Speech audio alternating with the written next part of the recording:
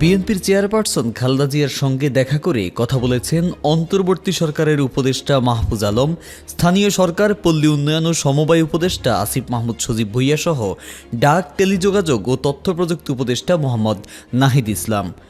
বৃহস্পতিবার বিকেলে সেনাকুঞ্জে সশস্ত্র বাহিনী দিবসের অনুষ্ঠানে যোগ দিয়ে খালেদা জিয়ার সঙ্গে দেখা করেন তারা। এ সময় খালেদা জিয়াকে বেশ উৎফুল্ল দেখাচ্ছিল।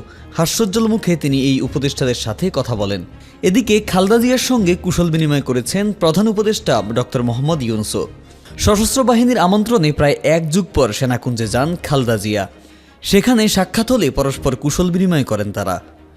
প্রধান উপদেষ্টা বলেন, শহীদ রাষ্ট্রপতি জিয়াউর রহমানের স্ত্রী খালেদা জিয়া এখানে এসেছেন। এক যুগ তিনি আসার সুযোগ পাননি। আমরা গর্বিত এই সুযোগ দিতে পেরে। দীর্ঘদিনের অসুস্থতা সত্ত্বেও বিশেষ দিনে সবার সঙ্গে শরিক হওয়ার জন্য আপনাকে আবারও ধন্যবাদ। আপনার আশু রোগ মুক্তি কামনা করছি।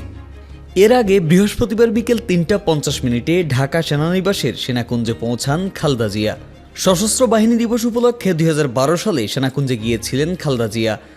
২০১৩ সালে আমন্ত্রণ পেলেও তিনি যাননি।